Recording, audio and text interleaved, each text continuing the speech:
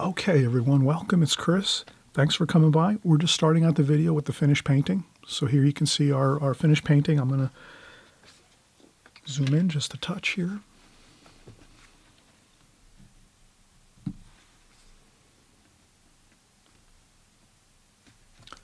Okay, so if you want, you can hit pause, work right from this picture here.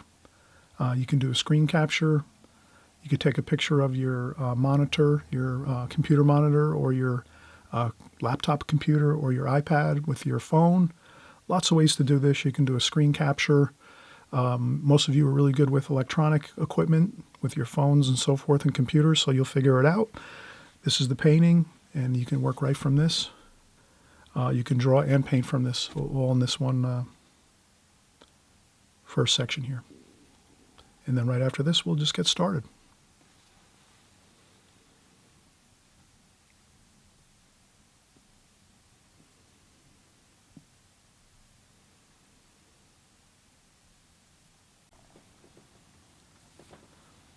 Okay, everyone, welcome. Hey, come right on in and let's get started here. We're going to do some really exciting painting today. We're actually going to work on a, I would call it a painting similar to Andrew Wyeth's paintings. If you ever look up online and do a little bit of research and check out some of Andrew Wyeth's paintings, he's a great master painter, just phenomenal work. So I don't want to get too much into all the details of historical things like that. I want to get right into the painting. That's what we're here for. We're here to get better, practice our skills, have a good time, enjoy. Let's do that. So one of his paintings, he has a window inside of a room, and he actually does a lot of paintings of interiors. That's one of his favorite things to paint. And I think he painted many of his interiors of his own places that he lived, as well as friends and neighbors and things like that. So he had a lot of work that he did around his own environment where he lived and worked as an artist, a professional artist. And so we're going to try to have fun with this. This is a great painting for anyone. You could be a beginner just starting out in watercolor. You might be, a couple years into it and you're having fun and enjoying learning watercolor. But this is what we're going to use. We're going to use this, just an idea of a window inside of a room. So we have the beautiful outdoors, outside of that window, the bright light, and then the indoors, the walls and the shadowing and the nice look of that feel of light and dark. So that's always a powerful, impactful thing you can do in a painting when you're creating a watercolor painting. If you can capture the interesting effects of light, you're always going to have more of a better outcome, I think, with your watercolor paintings. So we're going to try to work on that right now.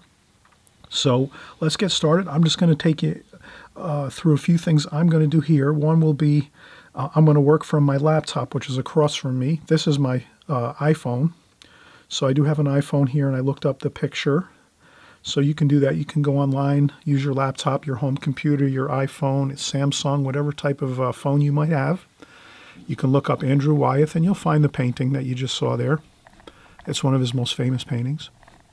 I sort of am just zoning in on the window aspect and the walls and window aspect of the painting. I feel that's a good way to sort of work on something where we can have a fun time and we don't have to stress too much about too much information. So we will continue here. What I'll do is I'll just do a quick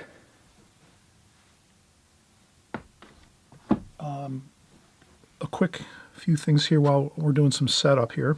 So I don't normally use sepia paint a whole lot, but we're going to use it in this painting. So what I'll do is I'll just, instead of emptying out a pan inside of my palette, I'll just take an additional pan. This is by Schminke. Schminke makes half pans and whole pans, large pans like this. They make these, you can buy these online by Schminke.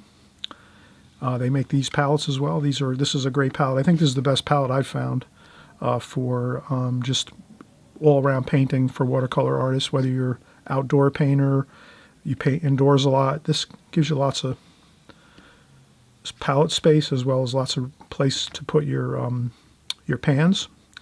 So, and I have videos on this. You can look me up online on Watercolor in 5. If you type in Watercolor in 5, I kind of show you how I set up my palette and all my colors. So let's take this pan and we'll put some sepia tone in there.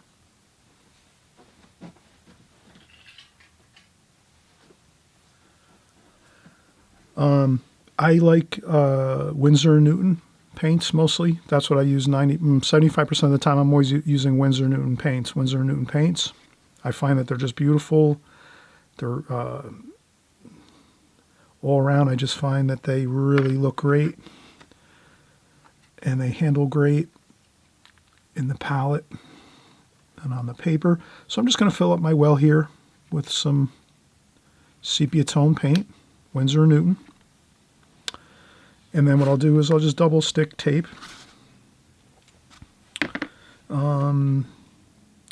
the pan to my palette. So I'll just take a piece of small, this is outdoor heavy duty double stick tape. And I just take a little trim a little small piece off there like that with my scissor. And then I just peel off the red tape there.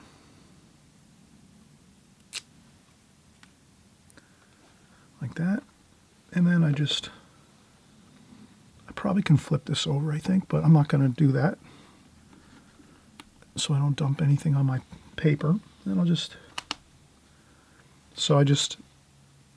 put the double stick tape on the bottom of my pan here of sepia tone paint by Winsor & Newton. And we'll just, let's say, let's put it here. Actually, I use this a lot up here. Let me do this over here. Okay, so I'll put that by my dark, that would be ivory black and Pines gray. And okay, so that's going to be our sepia tone, which I don't normally have in my palette. It's pretty close to burnt umber. It's darker though. So you could use French ultramarine blue and burnt umber mixed with maybe even a little bit of the Prussian blue to get a nice dark or a darker burnt umber type color. But we'll use the sepia tone for this painting for our darkest warm brownish color. And you can make do though. If you don't have sepia paint, no problem. You can use, again, burnt umber with a little bit of, I think a little bit of burnt umber and French ultramarine blue will work. It'll darken up your brown just a little bit. And you can also add some burnt sienna to that, which would balance the light, warm and coolness of the burnt umber.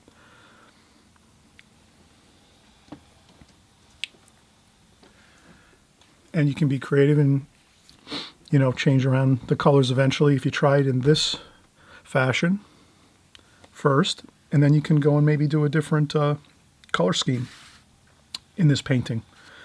You can do a lot with this type of painting. You can change things around. You can actually take the window, maybe make the window white trim. You could do all kinds of fun things. This is really, but we're going to work again from that photo.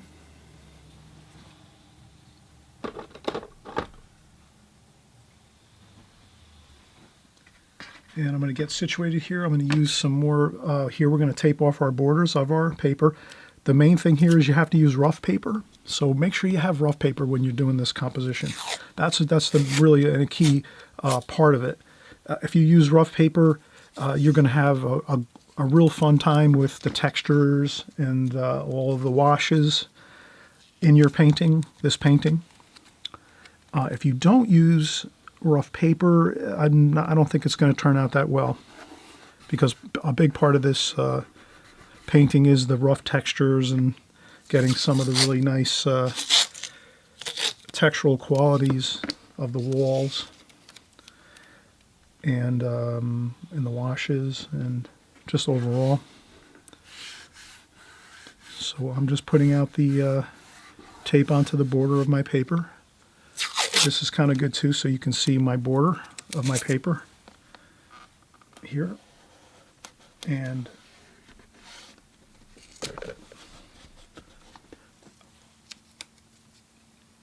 I'm using a 14-inch Arches pad, gummed pad. So what I did is I took a piece of printer paper and I put it on the bottom half of the paper for this video and then taped it so that I don't splash on my other half of my gummed pad paper. So this is actually half of a pad here. This rectangle is half my pad.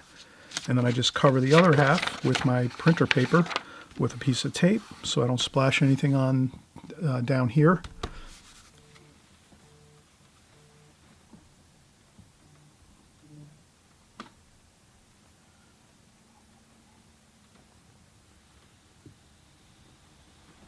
Okay, so we have everything all set up. We have our border. Okay. Let's start our drawing. And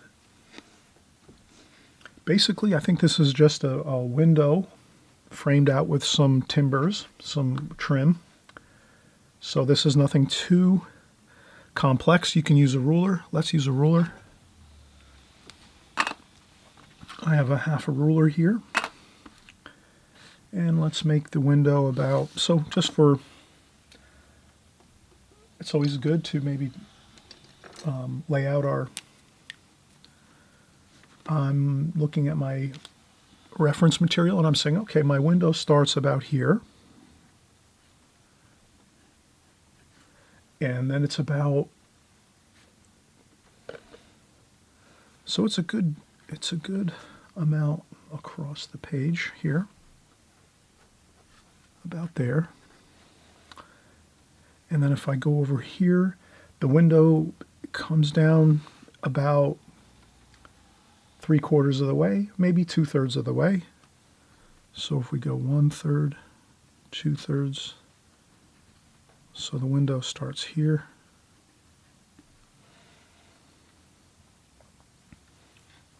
And then we just know this is 1/3, 2/3, 3/3. Window here. So our window is going to be up here. And then we'll do a couple more details just to kind of give us the feel of a room. Maybe we'll do just maybe a little bit of the bedposts. So we'll get into our drawing though. So at least we get the window. Make sure we want to make sure we get that window in here correctly. It's proper scale. Window. This is really important, the scale of the window inside the room and the wall that we're painting. And if you want, you can adjust it. You can shrink down the window, make it smaller in the room, and add more information around. But if we're just going to stick with this, and we'll do it this way. So now we're going to take and we're going to use a ruler. Let's use a ruler. Why not? So let's take a ruler. We're going to make a window. We said we're going to come down 2/3 about here, like that. Good. So we lined up with the bottom of that. And we will do this here, like so, and then we'll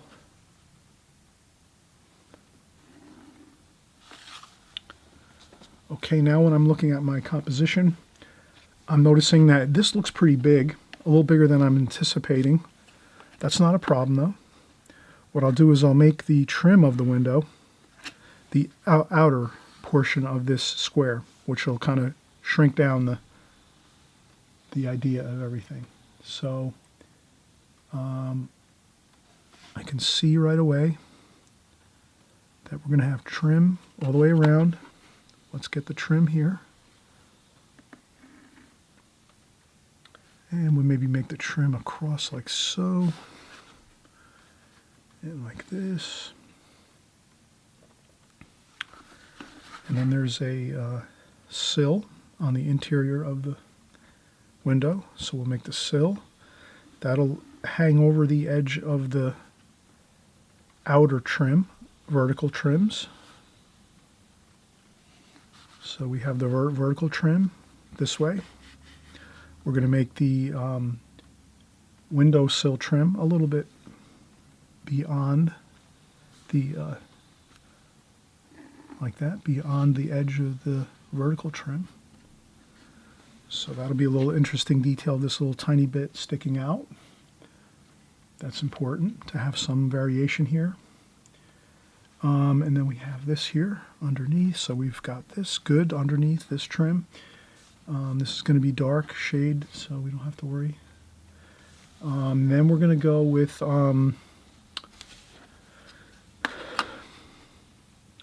this side of the... Basically, we're drawing a box within a box, if you can imagine, right? That's pretty simple, isn't it? We're just... If you could always draw this in later, too, this sill. You could draw this sill line in after you do your larger box on the outside, and then you just draw another box for the trim on the outside of the window, on the inside of this, and you can kind of see the scale of it. So, and you're looking at your photograph, you're always referring back to your photograph. So we're going to take a break. We're going to take a break soon. We're just going to, let's get the window in. Let's get the window done first, and then we'll take a break. All right, so now the only thing that's a touch complicated about this is the view is from someone maybe like sitting down on the bed and looking up. So the window is actually, you're seeing the actual inside of the window jamb and the window jambs on the interiors of the window. So, and that really looks beautiful. So you have thick jambs, and then as well as thick jambs, you have, well, let's say our jambs are a little thinner than the other trim over here. So let's just see what that looks like. Okay, like that.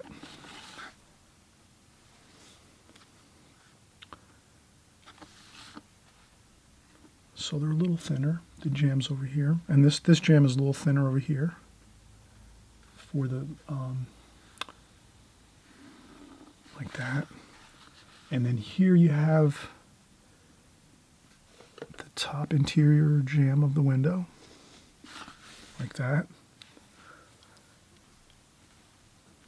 This is all just about taking your time and just really studying the window in this picture, because actually this painting, the main focus is the window, and you'll notice that it's pretty detailed. So if you just take your time, keep looking at the window in the picture and try to maybe even rough out a sketch on some printer paper first or some scrap paper on the side, kind of figure out some of the details of that window first, sketch it a couple times first, maybe use a ruler a few times, come up with a game plan so that when you're going to start on your really good watercolor paper, your rough watercolor paper here, you kind of have things worked out first. I can't say that enough, and those of you that follow me, and I'll just put a little shameless plug in here, if you haven't subscribed, hey, please subscribe.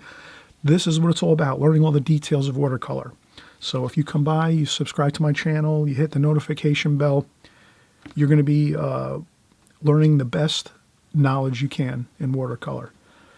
And we do paintings here every week, every type of painting you can imagine, seascapes, landscapes, flower paintings. We do paintings like this, offbeat paintings, doing some famous old master paintings. We do paintings about palette colors and palettes. We do all kinds of stuff here, interesting watercolor videos. So come on by, hit that notification bell, hit the subscribe button. You won't be disappointed, and you'll be excited each time you come here to my channel. So let's continue on here. Now back to our programming.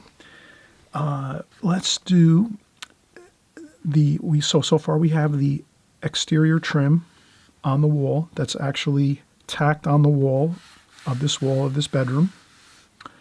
Now we're doing the interior jambs, which are the three-dimensionally, if you're looking at the window, this is the wall, the actual wall of the house here.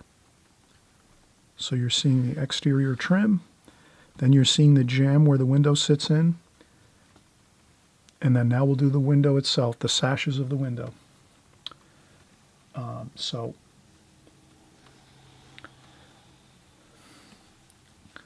we're going to create this like we see it in the painting. So We have three. We have three lights, as they say, by three lights. Let's use our ruler. And let's just go across there like that. And like that. And then, this is a little thicker. It looks like this sash is a little thicker here. And then we're going to go three across this way. 1, 2, 3. Let's space it evenly. So if you can imagine, I'm just going to try to feel out the three lights of the grill of the window, which is about a third, 1/3, 1/3, 1/3. You can just imagine the like that. Then we do that, and we just draw vertical lines, 2 vertical lines. And wow, we need a break now. There's a lot of stuff to have to do, to have to worry about and work out here. We're going to have the sill, the window sill is here. Now, you might be saying to yourself, well, this is way too much detail, but trust me, it's not.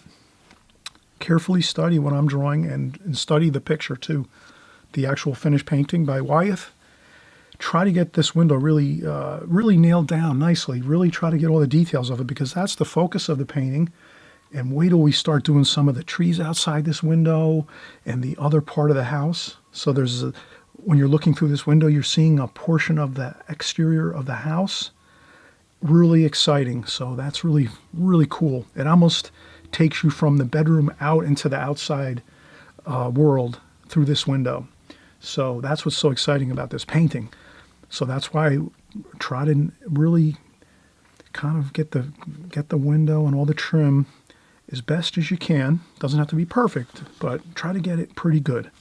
And you can see here so far how I did this. It's all pretty much here. You can kind of see everything. Looks pretty good. And we have and we're going to work on this just a little more, but we need a break now. We've been working on this for like 20 minutes. All right, so let's take a break, stretch our legs, get up, walk, get a glass of water, cup of tea, whatever. I'm going to get a cup of coffee right now. I already have it right next to me here, so I'm ready to go. Let's take a break. I'll be right back. We'll continue finishing up this window. We're almost done, and then we can start painting.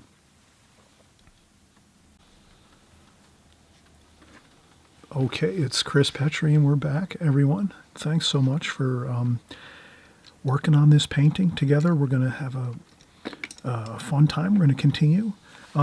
So we're working on this beautiful Andrew Wyeth style painting. It's an interior painting.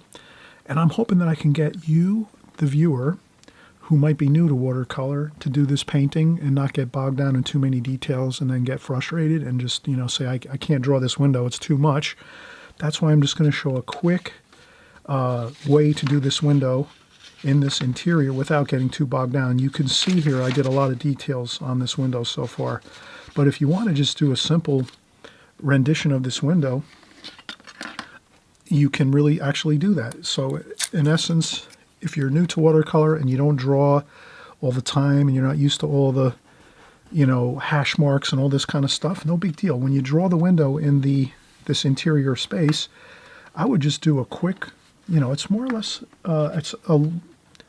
it's a rectangle. It's not a square, it's a rectangle as far as its shape, like that. So all you have to really do is just remember, you're going to do a rectangle within a rectangle, which represents the trim. So that's all you have to remember, is to do that rectangle, and then another rectangle within a rectangle, like this. That's all you have to do there. And then beyond that, all you have to just remember is you're going to have the grills in the window are 1/3. So 1/3, 1/3, 1/3, 1/3. So you just take your, you could measure it. If you have a ruler, you can use millimeters, centimeters, inches, you can use the American standard. You can use the metric standard, however you want. And you just divide it up into thirds. So you might even just make it easy when you draw your first rectangle, you make it like 6 centimeters, or You could make it, let's say, well, it's probably easier to do it in metric if you're trying to divide things up and make like subdivisions of things.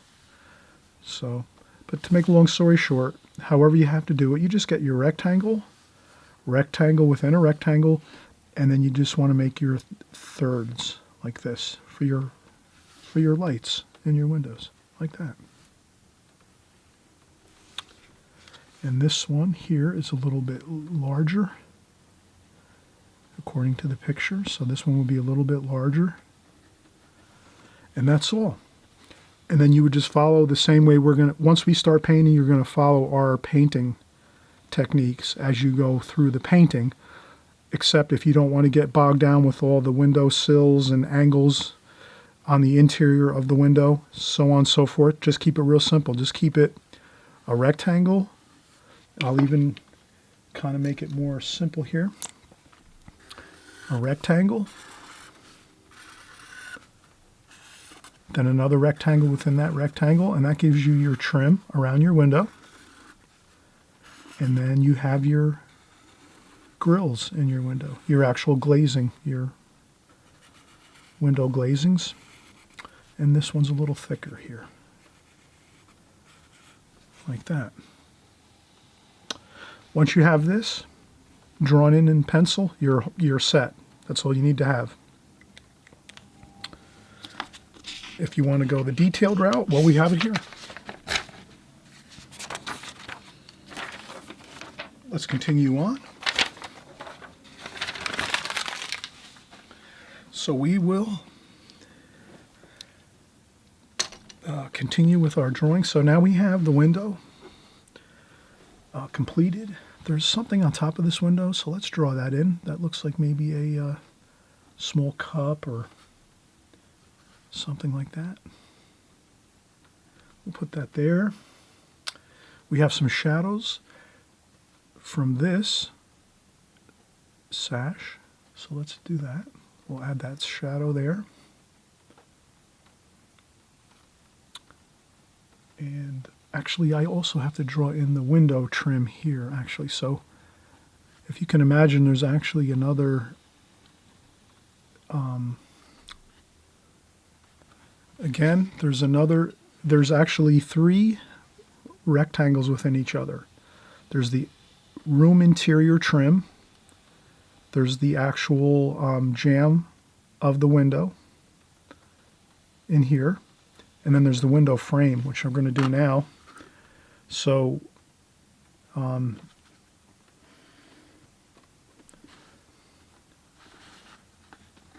going to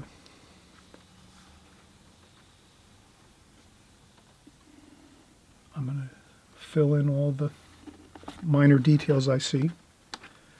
This is the window sashes. There's the window sashes here along the bottom.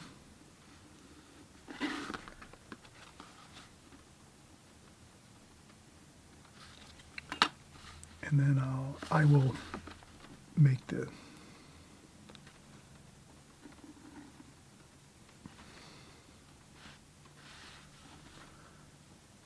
and as you can see, I'm just working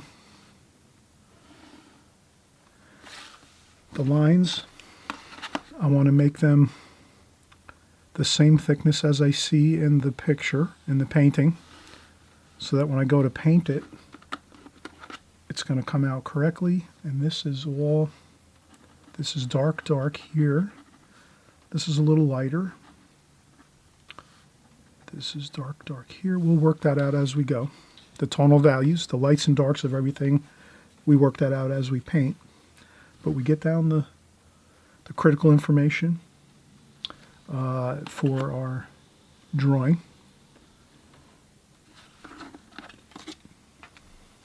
This is a little thicker, I noticed. So I'm going to make that a little thicker. And that's all darks there. Then we have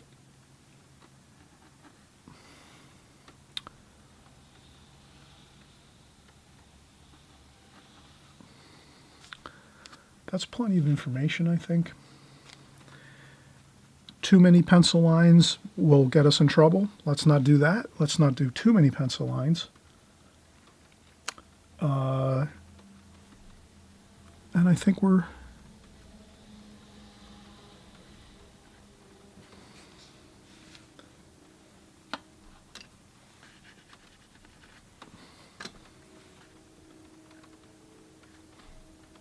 There we go. All right, perfect. All right, so now we're continuing on. We will...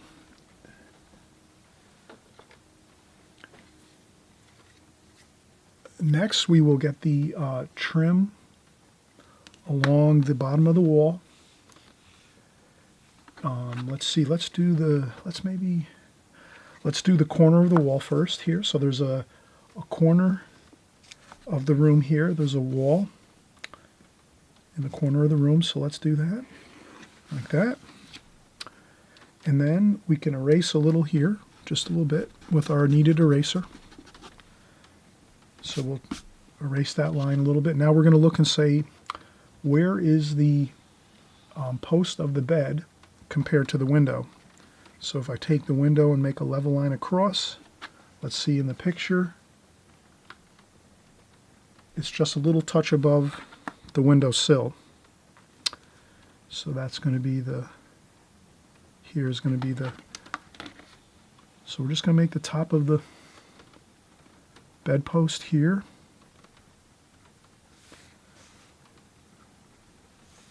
And we're not going to get overly worried. We're just going to contour draw. We have a series of circles here. Circle, circle.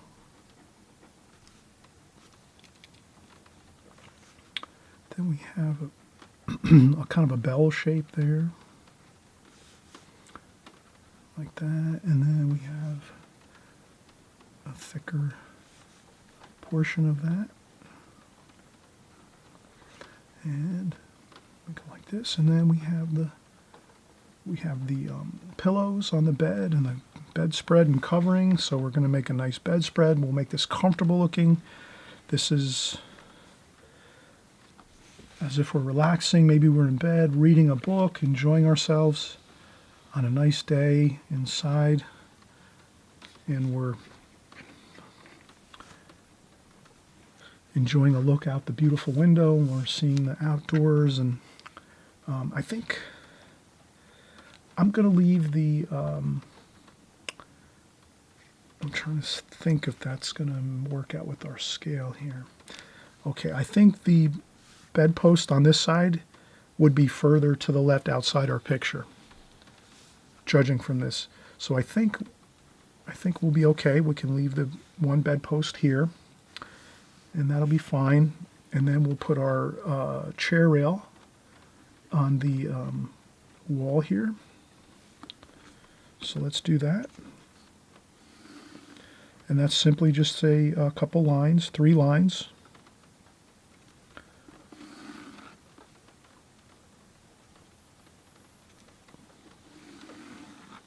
Like that. So we have a chair rail running across the room.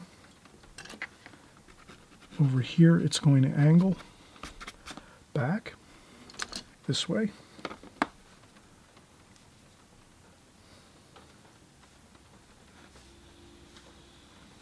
Like that.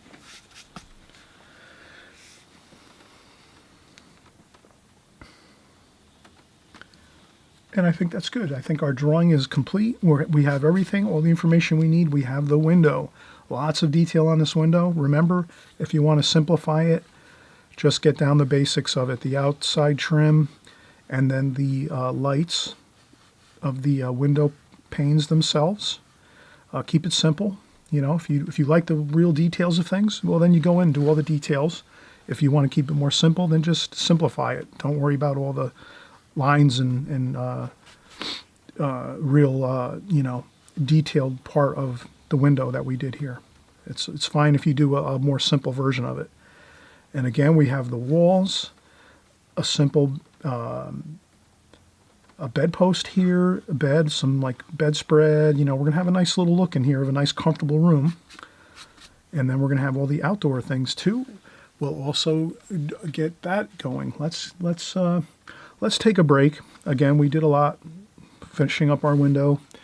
Let's take another break. We'll come back. We'll get some of the outdoor trees and some of the side of the house over here. So the outdoor view is very important to this painting. So we're going to make sure we get the details of that. So let's take another break, a quick break, and we'll come back. We'll start working on the outdoor, what lies beyond this window view here, which is really exciting. You're really going to like this next part. We're going to create some of these pine trees in the sides of the house and the sunlight coming through the window. It's going to be beautiful. All right, we'll be right back.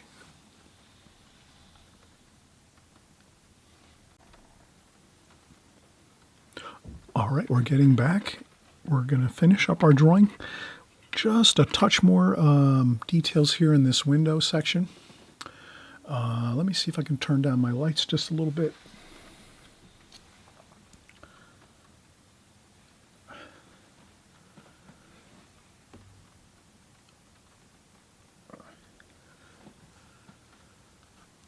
Okay, sometimes those lights I have above me, I try to turn them down sometimes because I think it's hard to see the pencil lines. Hopefully we can see the pencil lines here, but we have our window boxed out really nicely. And now we're just going to do the outdoors. Outside of the window here, we have a beautiful pine tree. So let's take a look here. Let's do our pine tree. We're just going to kind of rough it in a little bit. Most of this work we'll do with our paintbrush.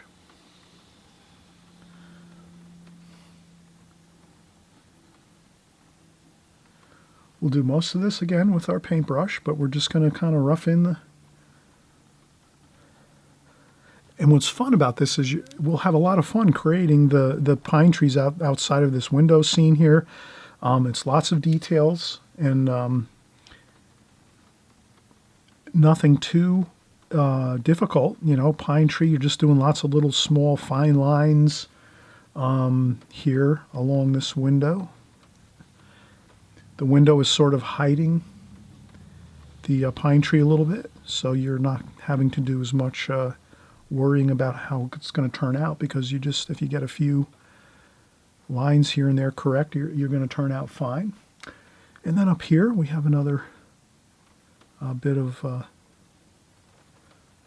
pine tree here, some limbs. This is a limb from the pine tree there.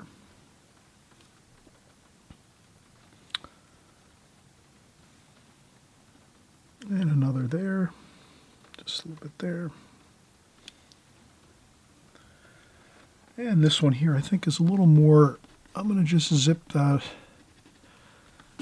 little eraser. I think this is more level, this bit here. Just a little touch there. We could even erase that a little bit. Just maybe a little bit of a branch there, not too much. Okay, and then we have the house. Okay, so the exterior of this home, when you look through this window, you're seeing another wall of the house on the exterior point here. So we're just going to do that wall. And there's some old clapboard siding here on this wall. So we're just going to make the siding clapboards here, and we angle the clapboards this way,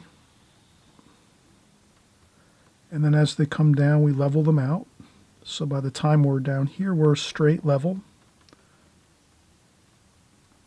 And there might be some more a little bit of more maybe some shrubs over here on the left hand side a little bit. We could do that. And again, the real key, exciting part of the painting is the window and the view looking out into the outdoors from this scene. So this is really the critical, real exciting part of the painting, this window area. So that's why the window, we've spent a lot of time on the window. And the outdoor here, we have the other part of the house here the exterior of the portion of the house there, and some pine trees, and that's good. I think we'll pretty much have that all set, and all we have left now is really, I think we're actually all set. We can work from our painting. When we start painting this scene in watercolor, we're just going to use our reference photo. And the best thing is to use my finished painting as your reference painting. That would be the best thing to do, because if you're going to draw and paint from this, it just makes it more simple. Or you can actually go back to the original photograph online of the Andrew Wyeth painting. You can do that as well. Both work fine. So we'll get started. We'll maybe do some painting now. I'm going to use a number 5 Da Vinci travel brush.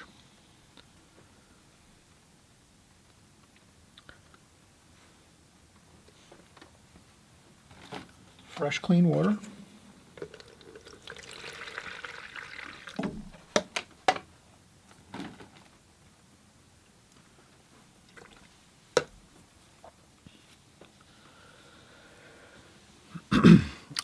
And I think we can do a lot with this number 5 brush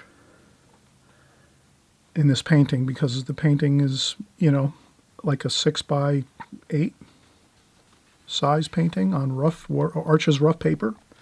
So we can do a lot of the painting with our number 5 brush here. And we have sepia tone paint. We can use that. So we're going to have that here. Our sepia tone paint. And we have some other colors mixing and mingling up here. We have some, let's start off fresh. So I don't want to really use too much of what I have prior. Let me clean up the palette a little bit.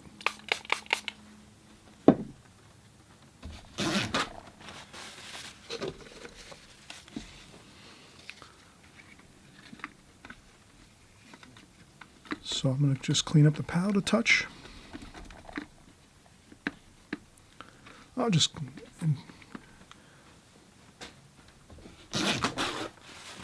I'll start from scratch. I'll just take all the paint off previous here.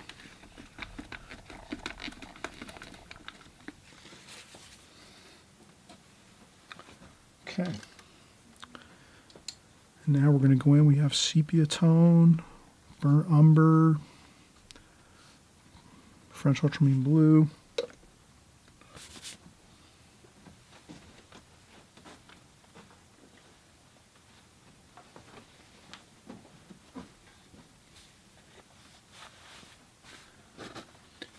I usually have a tissue with me. I dry off some of the water on the tissue. And then we'll just start out. Let's go for the darks first. So let's go straight in. And what do we see? What is our darkest darks?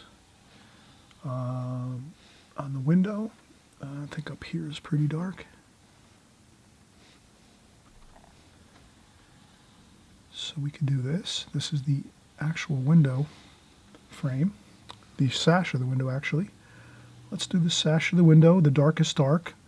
So that's straight sepia tone.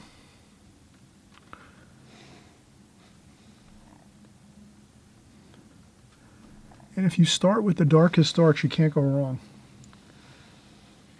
You do those first, and then you lighten up as you go. That's all, really. So now this is dark over here. You'll see this sash of the window over here is dark. So let's do that. I just rest my hand on the paper, so I'm stable. I have a stable, firm resting place for my hand. And then I just take my brush and set it down, and then just go and slightly move my hand upwards, like that.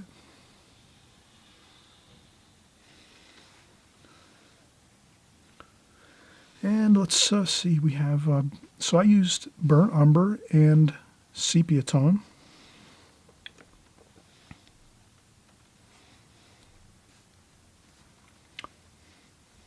To Start working in my darkest darks.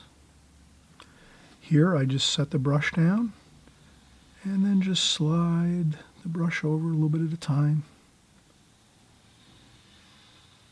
Like that. There we go. And we could also use some raw umber there. We have also some yellow ochre. So you kind of see I'm sticking with really the earth tones here. And let's add some cerulean blue in there just for some warm and cool. We always want to have warm and cool. And we just put some window grills in, or window panes. These are the glazings of the window. There we go, like that. If you see something a little darker, go straight into your sepia tone. Just make it darker. Even within these darks, you have darker darks. Sometimes you'll notice, if you look real closely into the photographs of these paintings, you'll notice there's even when you're painting really dark, you'll notice sometimes even really dark passages within the painting will have even darker darks in there, which are straight right out of the tube paint. And we're going to keep going here. This might be, if you find that you have a section of your painting where you look and you say, I think I drew something incorrectly, no problem. You can just lift up your pencil line. I noticed I made this portion of the window incorrectly, or I might have penciled in something else which made that line seem incorrect. So then I just do another line. There we go.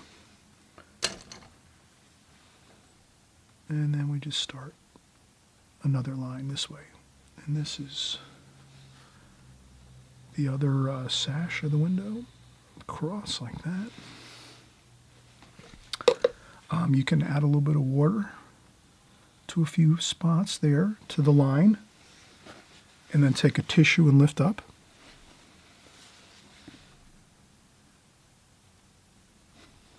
So you're interrupting a line or two there.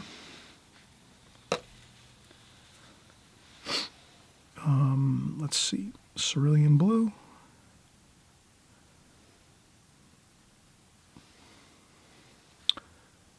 So here,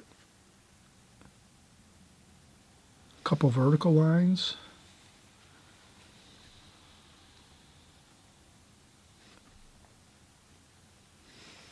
Then I make those a little thinner.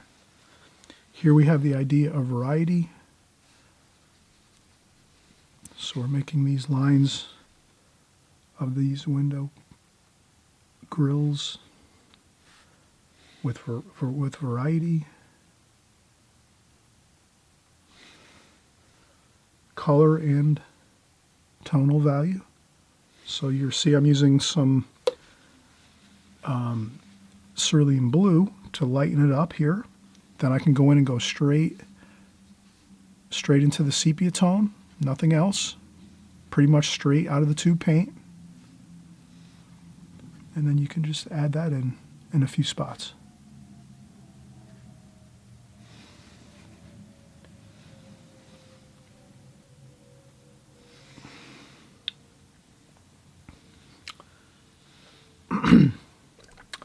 Okay, now we'll work down in here, cerulean blue, just to have some cool colors here, and then some burnt umber, raw umber, yellow ochre, sepia tone, mix that all up. And then here we're going to go with even a little bit of a lighter tonal value. And we're going to go up. I rinse off my brush, dry off a little bit of the paint and water, and try to lighten it up there a little bit, like that.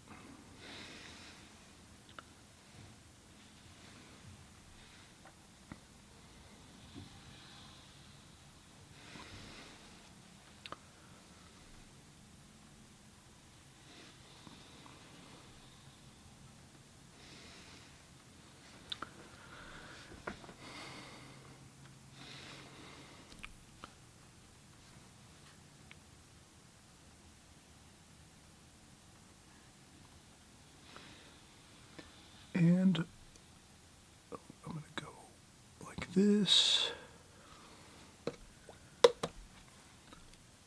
Then I get some of that lighter tone.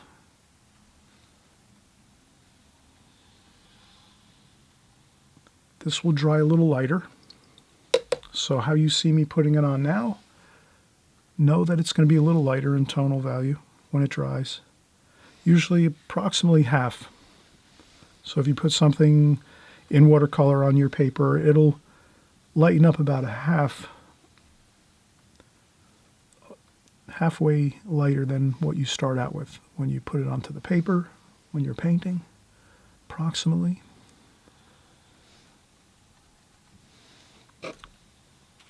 Do a little finger painting here. We have some more shadowing here coming in the window. We have this here is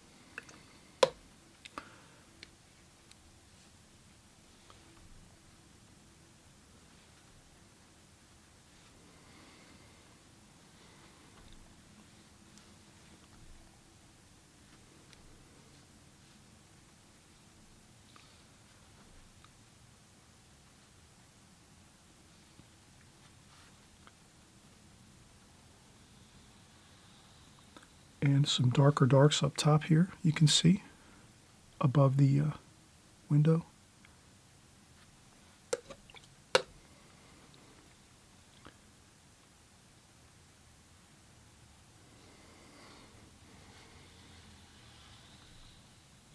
I'm always mixing and changing my colors around. We used raw umber, yellow ochre, raw umber, burnt umber, sepia tone, like that. So let's mix around our colors. Variation is important.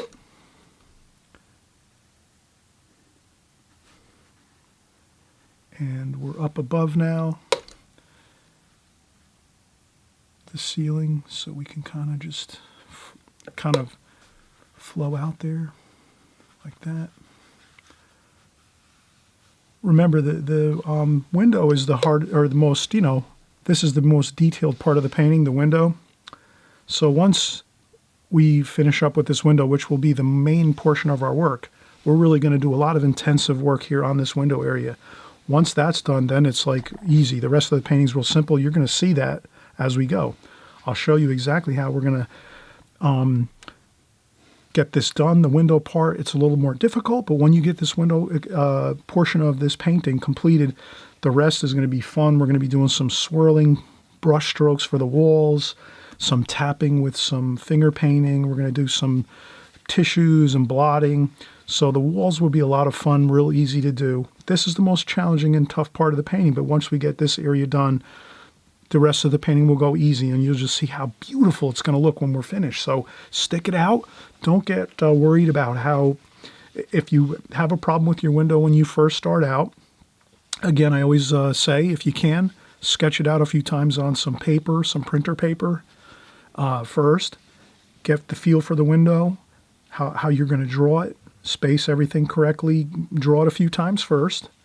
Then when you get onto your good watercolor paper, your rough watercolor paper, then you'll already be way ahead of the game. Then you can draw it in there confidently. And then once again, we're here and we're painting now.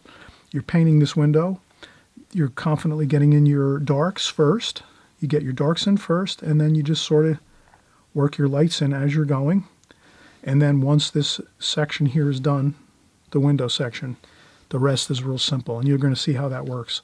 And if you want to simplify things, simplify your window down. You don't have to do as much detail as we did here. You can leave out some of the details, like, as much or as, add in as much interest or as little detail as you want in this window section. But remember, the window is all the work, really. The rest is more fun, loose, free, and you won't have to really work too hard once you get done with the window section. Okay, let's take a break. We're doing a lot of work here. This is very, detailed work, so it takes time.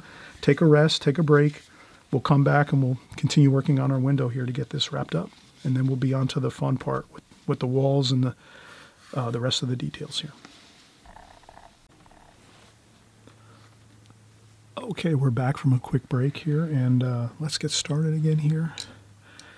And again, we're working on the details of the window here in our painting. It's an interior painting, so this is something where we're thinking of, okay, we're on the interior of the room, looking out.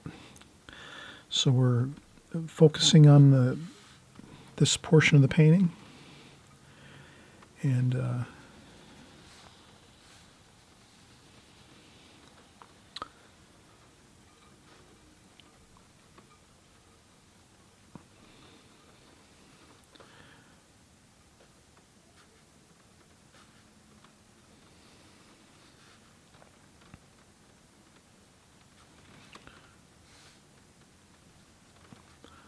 trying to just get some variation of color.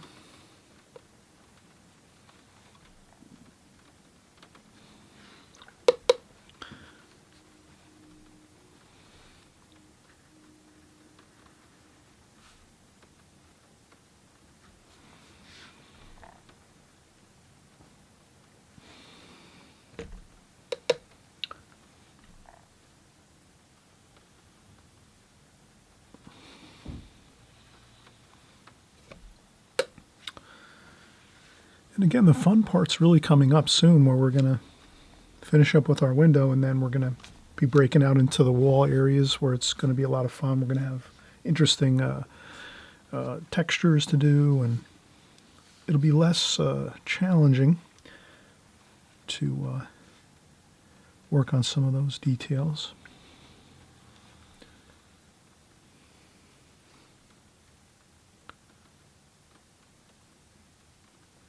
And I think if we do lots of variety,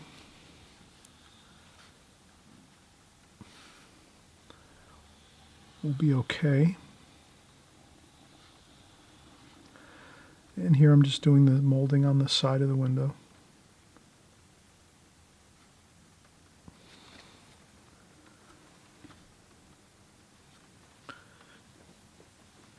We can get some variety in that molding by maybe rolling up a tissue a little bit. And then just lifting up a little bit of paint, like so.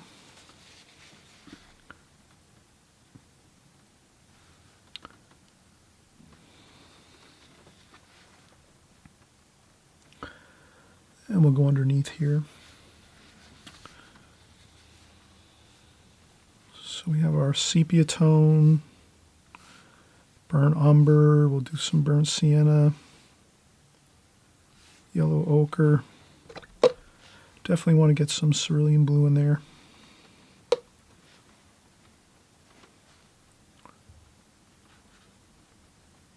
And we're going to get that line underneath, a little bit of a shadow line underneath the molding, the windowsill.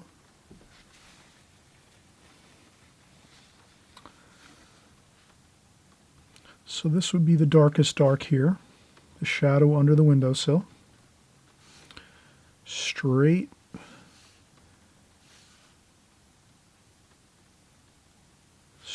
out of the tube, sepia.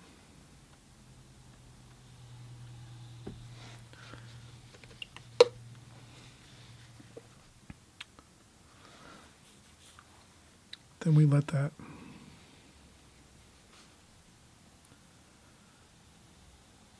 then we add a little more water. I add some water to my brush, dampen the brush, and then we can just do a nice little bit of water in the brush, tap off a touch of the water.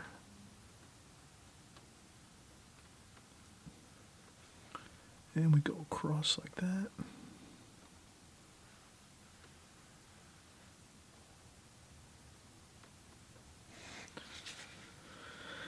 And let's get a little bit of the darker darks again. Burnt umber, sepia tone,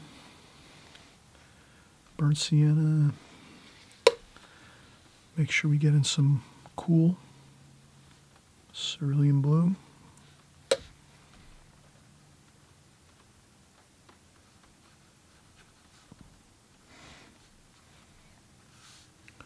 Cerulean blue, I start to work around because I notice I haven't gotten as much cerulean blue around the painting as I think I need. So I just put some in here and there.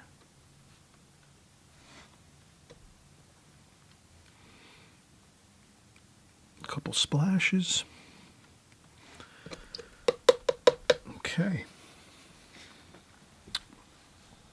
Darker darks here on the trim, exterior trim on the wall.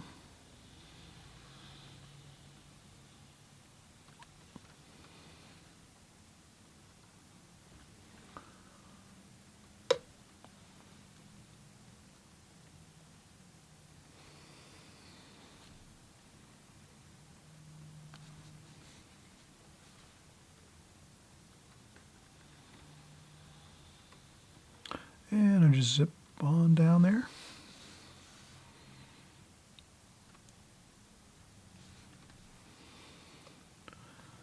There's, it's starting to get shadowy over here. There's a lot of shadows over on this side of the window. So that's where when you have shadows and dark, you can have fun because you don't have to worry so much about the details.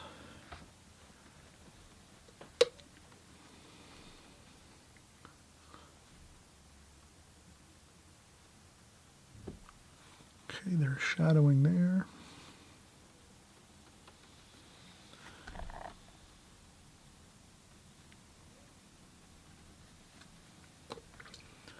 So I just blend that right in with the wall color.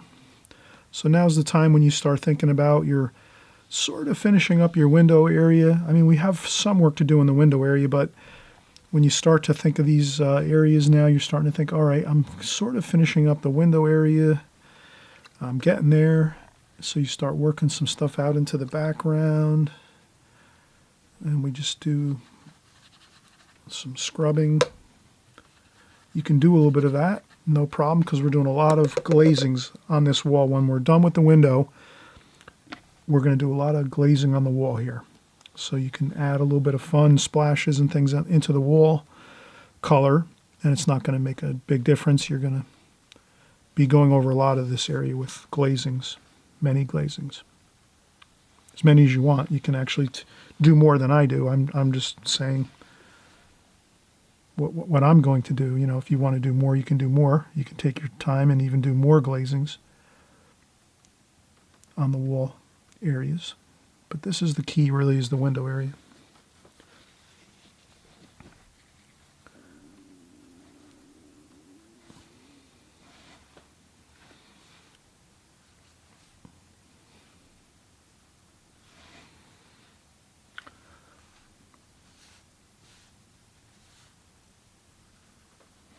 French ultramarine blue. If you add French ultramarine blue to your sepia tone, you get that real incredible dark, the really super dark, which you want to have here and there.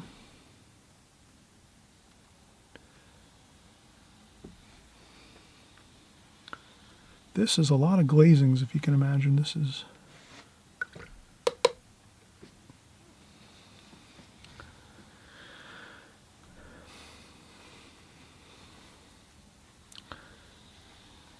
okay. Now we're going to get more darks here. You might put in some cerulean blue here, darks. we're going to do that raw umber.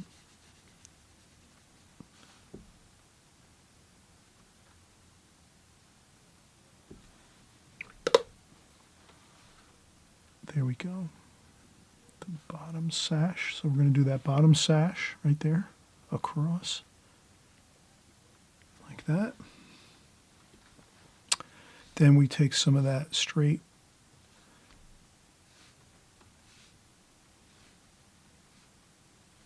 French ultramarine blue and sepia tone. And a couple little touches here and there along that. Good.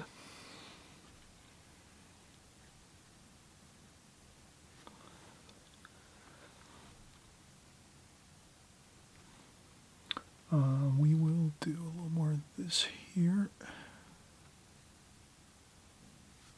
And I'm just kind of gently, moving the brush around here and there to get that nice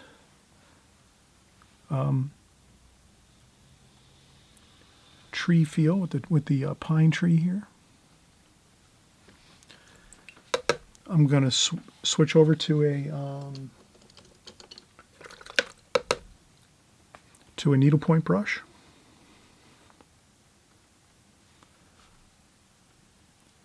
That needlepoint brush is going to give us those really beautiful, accurate details of the pine tree that we need. You can even switch up to a smaller needlepoint brush. Let's see if I have my...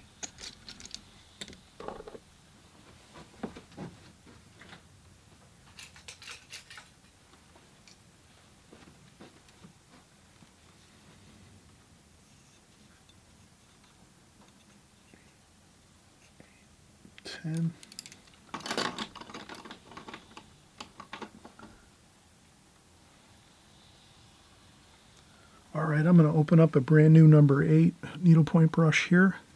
If you can see on this one here, after a while, needlepoint brushes after many years, they get a little bit duller. So now I'm going to break out a brand new needlepoint brush here. And you can see how pointy that is. So that's what we really need. We need to have that. So if your brushes get worn out and the points get worn out after years and years of painting, you have to get some new brushes with some really, really pointy tips on them eventually. I'm not always happy that I have to buy brand new brushes, but you have to do it sometimes to get those real beautiful details. And that's what we're going to do here. So this is we're doing the details of the pine tree outside of this window. And you can see here I'm picking up the darks and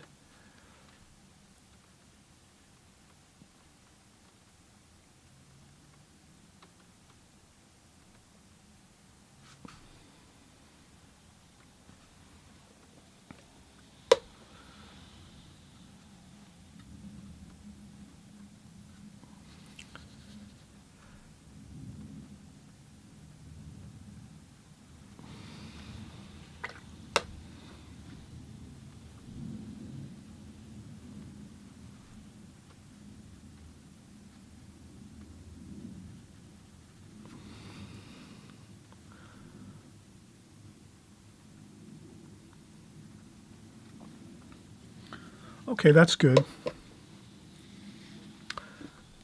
I would keep this very minimal. The pine trees outside this window, keep them very minimal. Don't do too much in there. That can really cause a lot of problems. I already did a little too much, I think, up here as I'm looking back at the photograph of the painting, the original painting. So I'm not going to worry about it, but I'm just taking a mental note of it. And then we'll just do that's the house and the siding over there.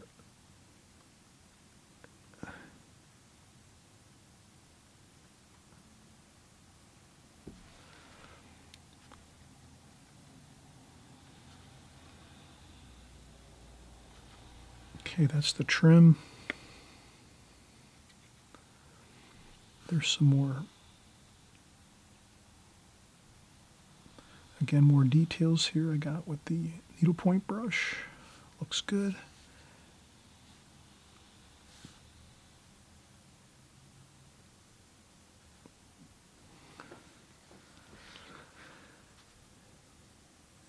just do that.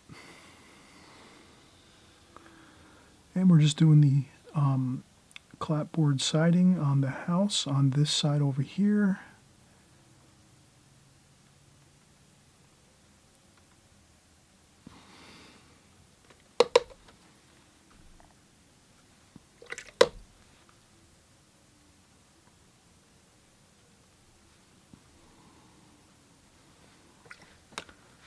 Cerulean blue.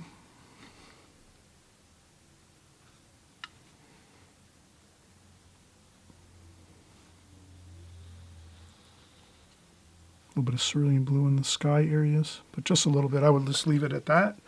Not too much. I would just leave it there. A little tiny bit of cerulean blue for the sky color outside, but I would leave it pretty much white paper.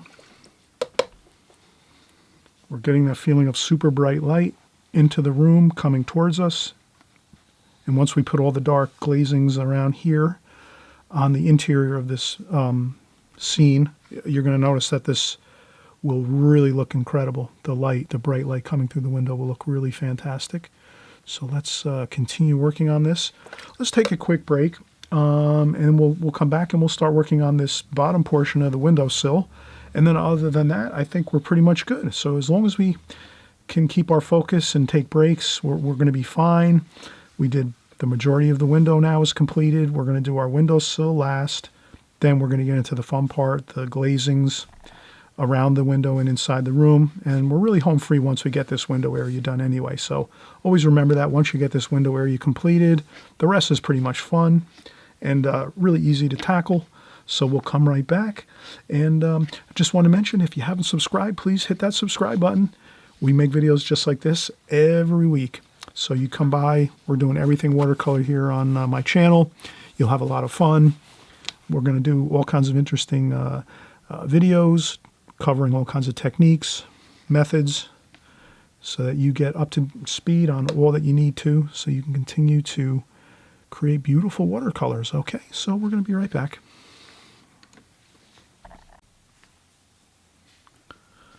Okay, we are back from a break. My break was about an hour, so everything dried here.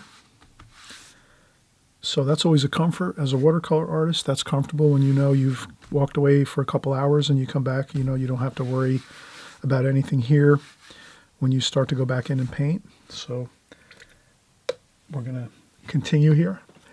We got the most important part of the painting done, the window section. Now the rest is pretty much going to be a little more simple, not too difficult. So let's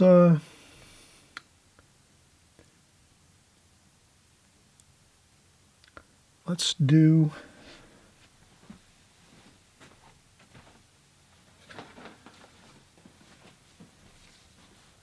I think the bedpost is going to be good to do now, because if we kind of paint over it, we might lose a couple of the highlights on our bedpost here. So let's make sure our bedpost comes out good. That's also a good important part of our painting here. It kind of gives us our indication we're in a bedroom here, and so we'll start working on that. I want to go in and get my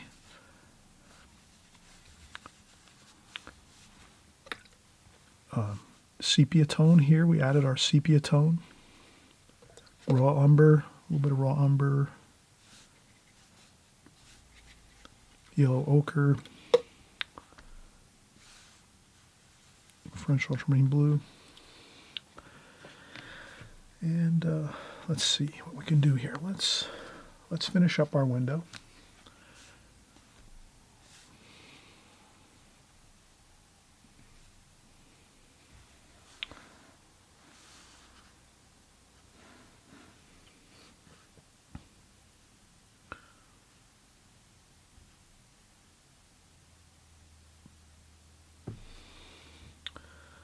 Okay, we're going to add that.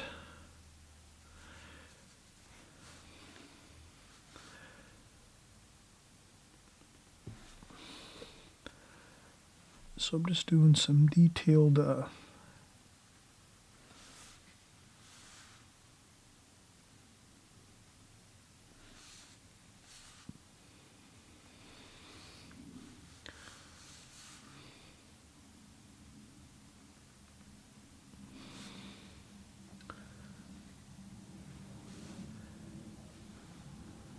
And then here, super light wash. And then a couple little.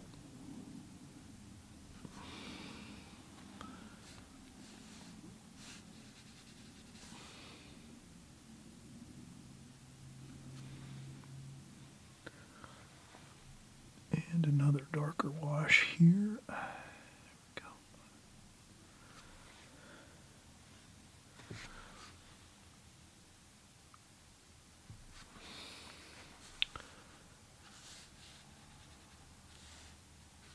And we'll get some blue, some darker French ultramarine blue there.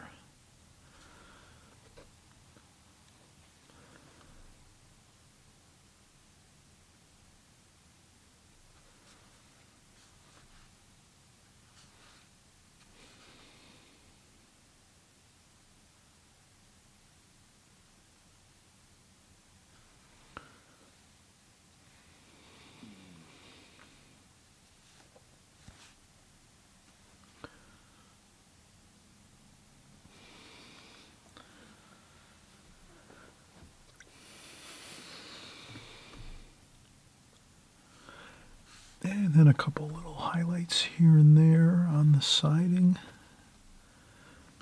Out here.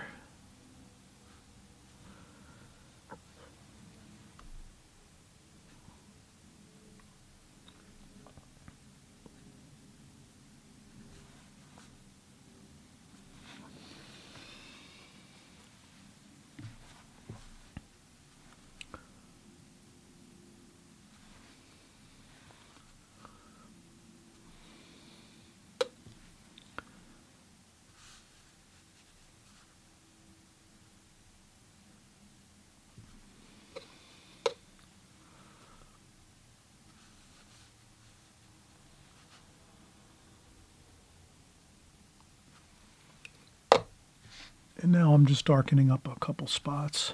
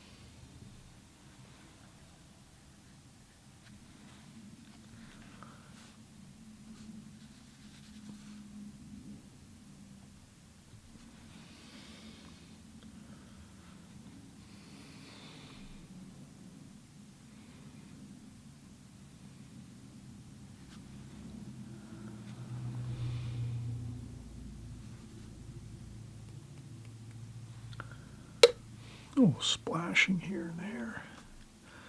There we go. So we're just trying to keep things loose here. Variety.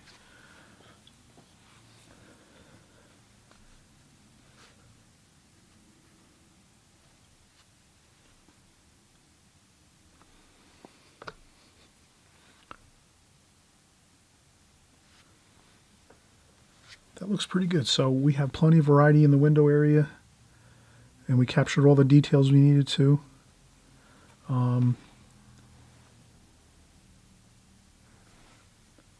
There might be a few little dabs of darks that we could do up here, just in the...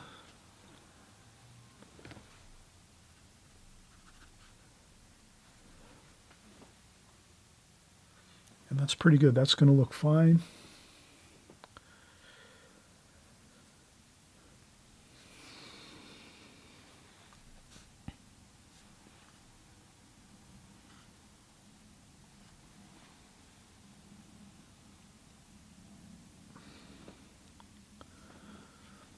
Okay, perfect. Now let's work on the bedpost here. We're going to use sepia tone and sepia tone, burnt umber, and French ultramarine blue, nice dark.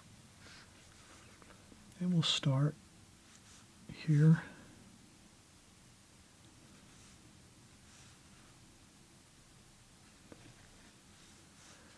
And I'm just carefully looking at the darkest darks. So the first thing I do is I'm going to tackle my darkest darks in this location here with the bedpost.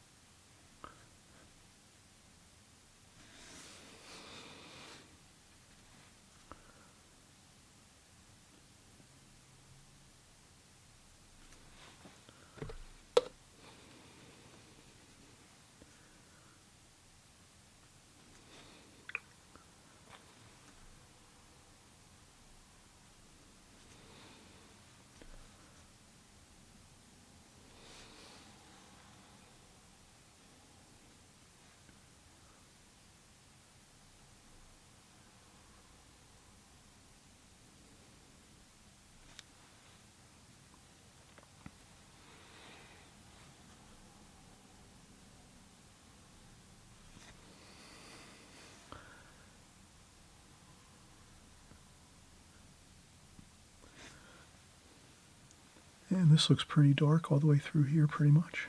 Here, let's see.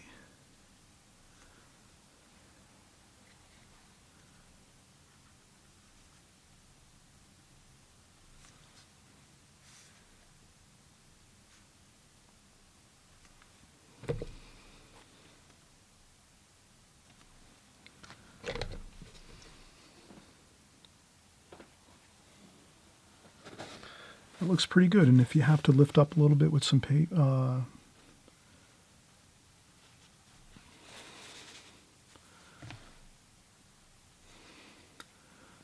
some tissue, you can do that too as well.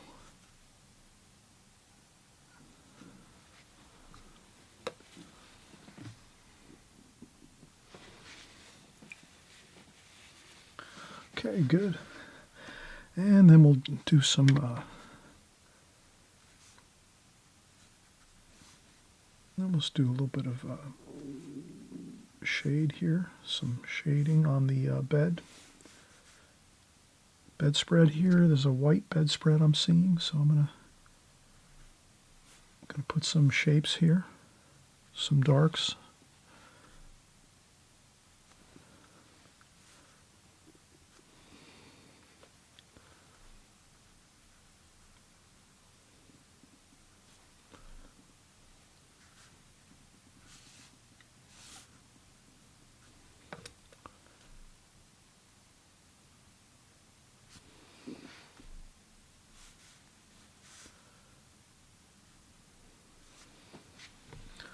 Okay, that looks good. And then we have some of the darker darks over here. Sepia tone, burnt umber. This is the chair rail over here.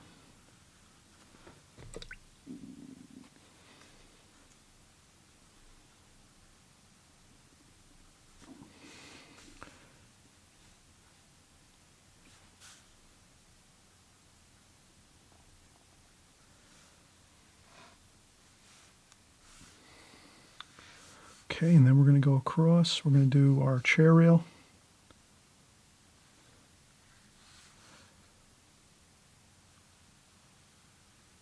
And I'm just sliding my hand across the paper.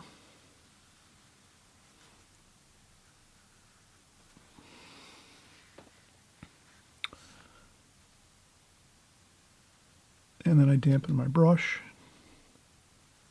to go underneath that.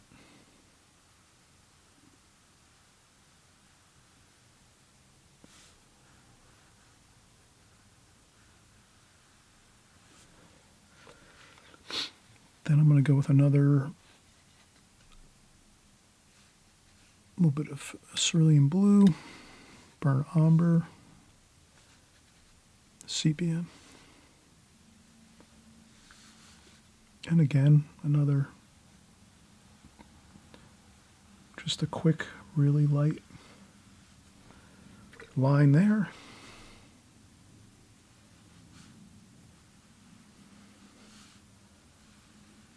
Then I'm going to smooth both of those edges in. Then I'll go with one more line underneath this chair rail molding. That's going to be the shadow under the bottom of the chair rail molding.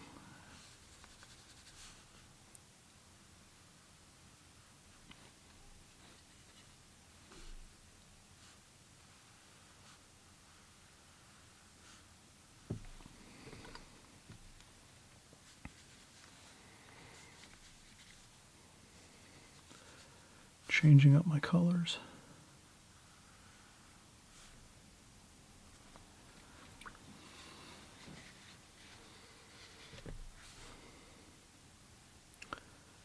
And then I'm going to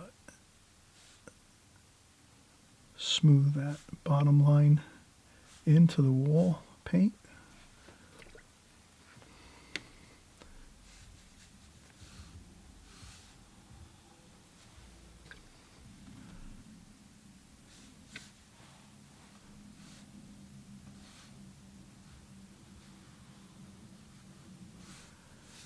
Now here I want it to be blotchy, that's all.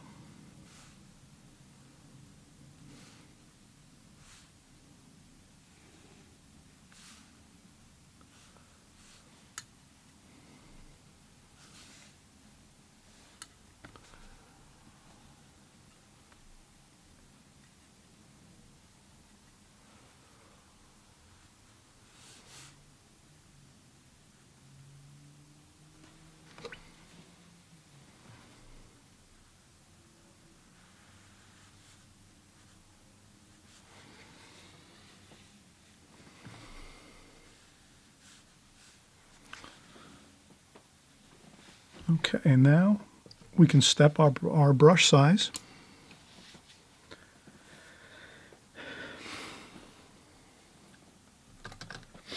I'll go with a number 8 Raphael brush. And we'll just continue working our colors. Cerulean blue, raw umber, yellow ochre, sepia, cerulean blue, French ultramarine blue.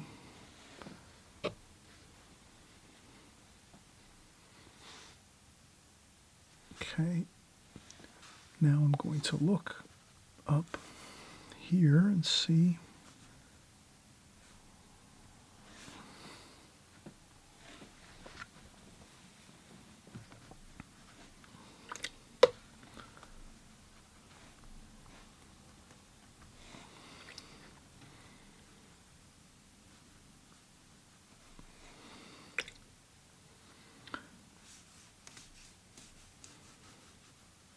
Have fun with this.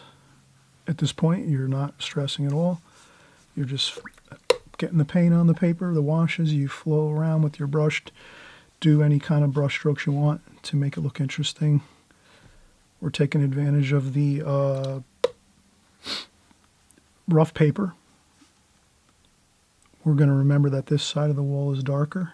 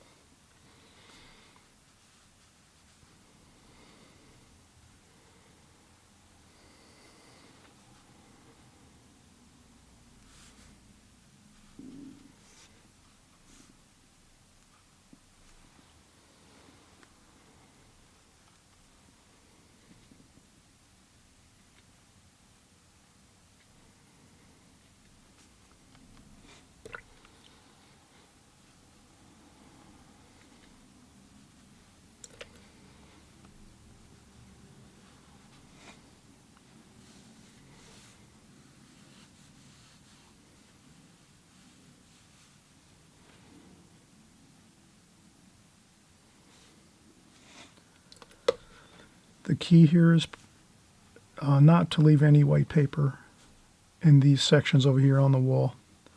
So your wall glazing, your watercolor finish on your walls here in this interior are going to be completely covered with watercolor paint with at least a mild light tone at best. You're going to do darker tones over this that we're doing now. So we're doing our first glazing.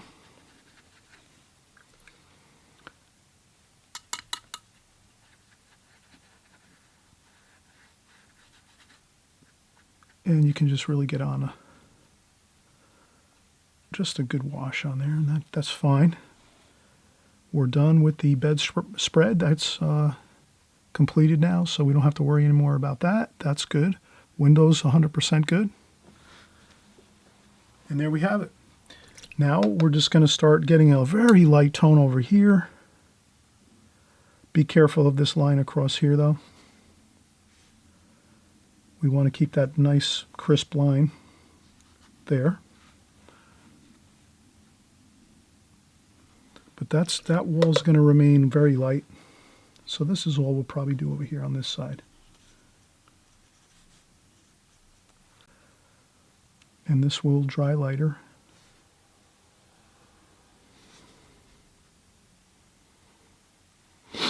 And if you go too dark, you can always lift up a little bit with a tissue. If you feel you've went a little too dark, you can tap up some lights. And there we have it.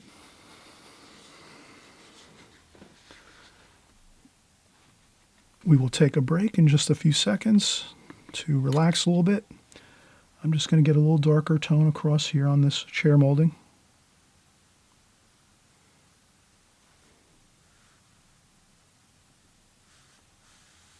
Chair rail.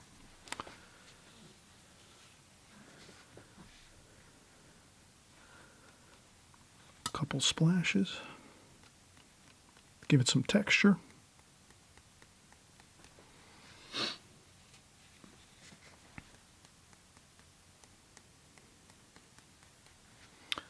All right, good. Let's let this dry. So now's a good time. We'll take a little break here. Nothing too much, because we really are pretty much coming around to finishing up everything. So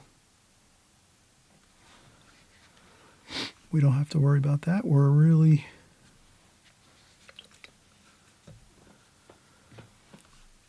just about completed here. So let's let this dry, this wash here, this glazing on the wall paint, on the interior of this painting, and then we'll come back in and just do our finishing touches. And we can do a little dabbing for some added interesting textures. Just a few here and there though, not too many.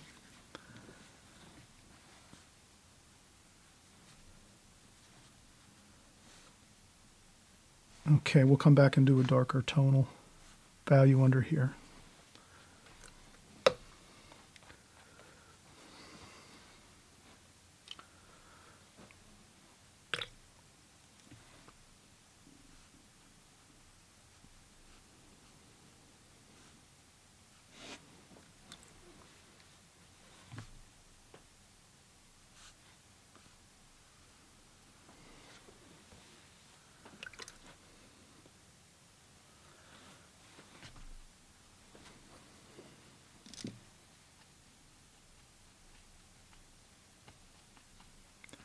I'm just getting up some puddles of water. Okay, good.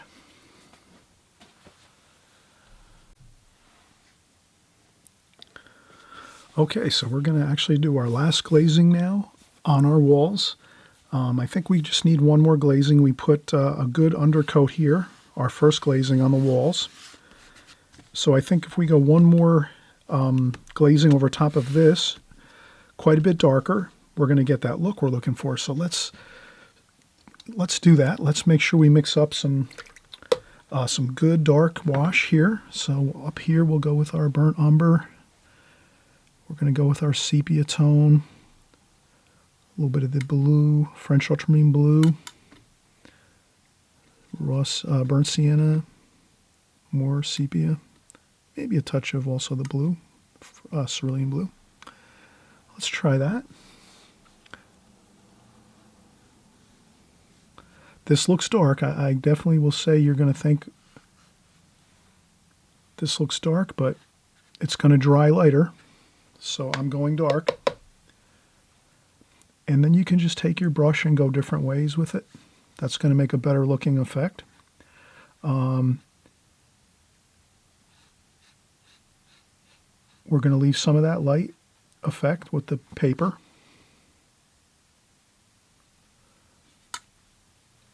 It's a little bit lighter there. Let's go with some yellow ochre. So let's use some raw sienna too. We can get some raw sienna in there.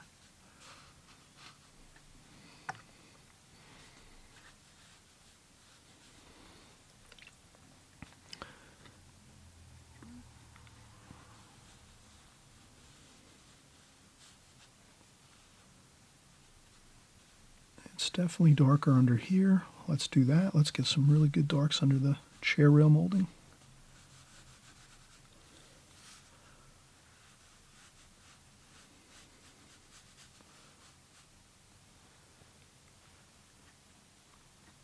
This, you'll see, this is definitely going to get lighter. And then we can also use our tissue to blot up a little bit here and there. Maybe just do a quick little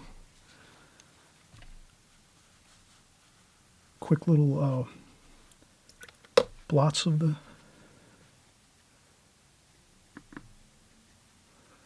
and again, burnt umber, sepia tone, burnt sienna, a little bit of the blue, French ultramarine blue, raw sienna maybe too. Let's do that.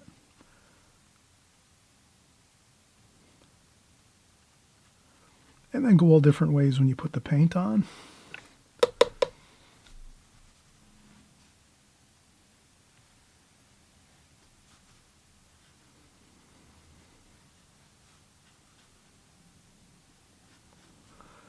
I tend to make it a little bit darker at the top of the painting.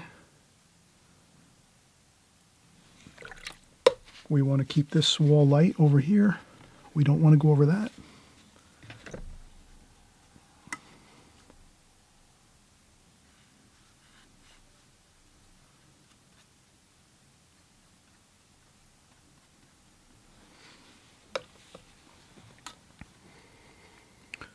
And I'll do some splashing while we're over here.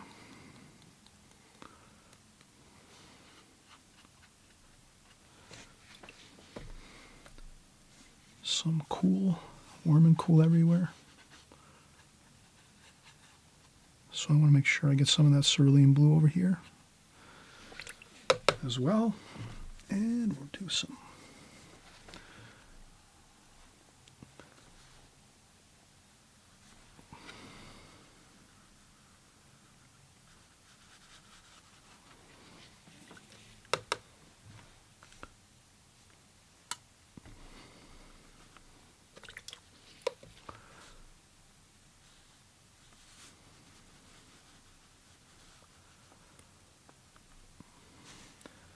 and then I'll just carefully make sure I get this line in the corner of the wall.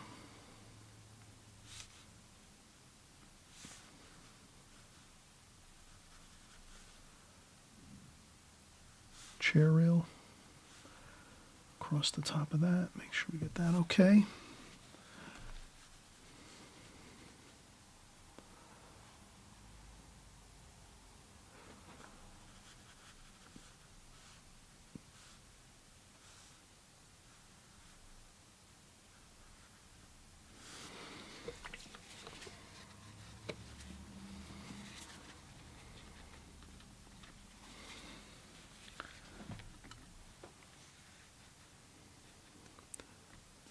A little bit of that raw sienna to warm up the wall over here.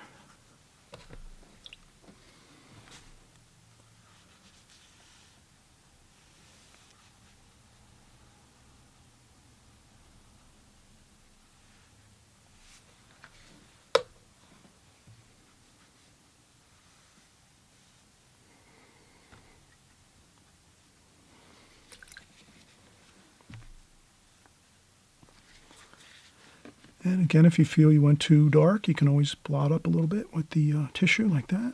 Same here. A couple blots here and there. Give it more texture.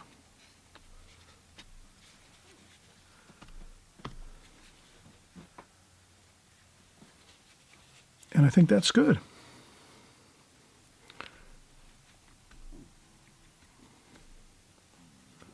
I see a little bit of a dark up here, so let's do that like that.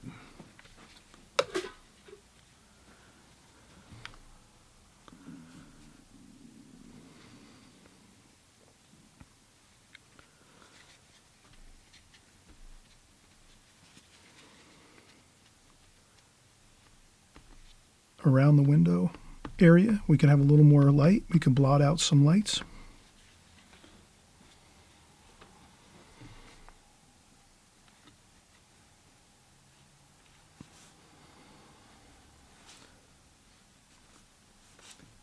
Since we're using arches, you can go back in and do quite a bit of secondary washes as you're working, and you're not going to have an issue really. It tends to really work well. You can have lots of working time with arches.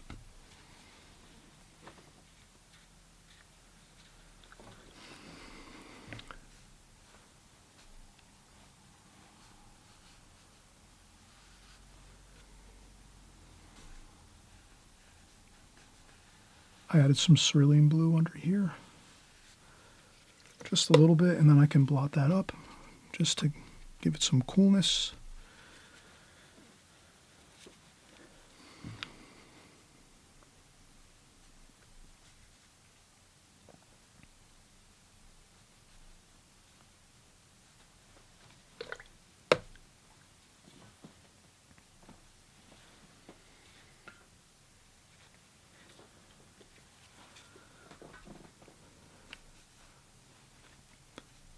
And I noticed some areas that we can sort of blend in a little bit. Let's see if we could blend in a little bit of the window over here. Certain areas of the window sort of blend into the paint, to the wall. So let's do that. See if we can blend in some of that a little more. That could have been done a little better by myself here.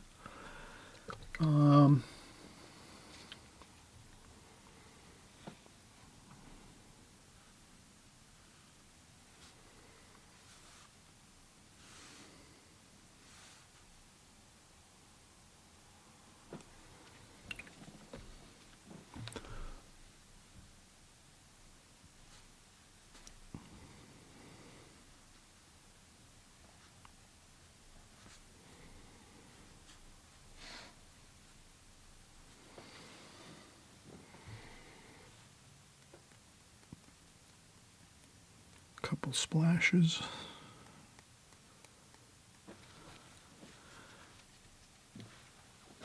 Just want to make sure I get this. I'm just trying to get that corner nice so that it looks good and crisp. Sometimes the paint tends to bleed over just a little bit from the darker washes we did, so I'll make sure I get that good.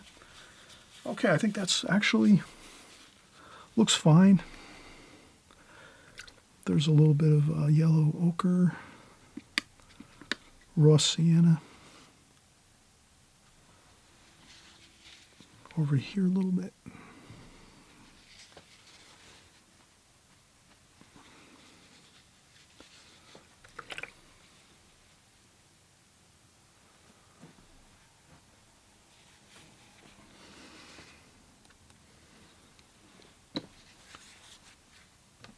Okay, so I think that's good. We'll peel off the tape and see how it looks with a good white border around it. See how that crisps up the edge here.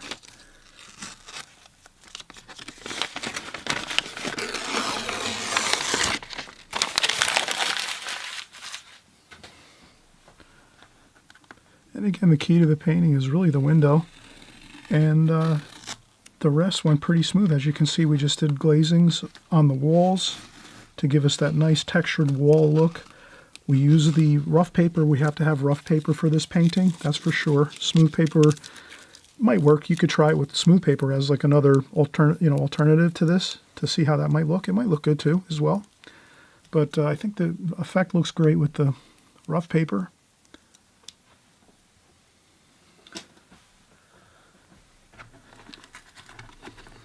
Let's see if we can zoom in a little here.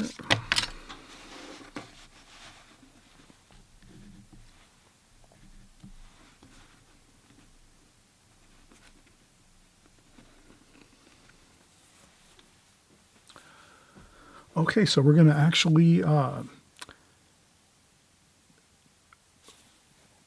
finish up here. I'm going to put this on the beginning of the video so you can see the finished painting just like this here. This painting will be up on the beginning of the video. You can, at that point, at the very beginning of the video, pause the video, take a picture, screen capture, whatever you have to do, and you can work right from this painting because it's a lot easier if you're going to work from this painting, and then this way when you're getting into the painting and going step by step, you'll be able to see all the colors I used and so forth, and how we did all the process of the different glazings and getting in the window and all those details. So I thank you for stopping by and for painting with me, and we'll see you on the next video.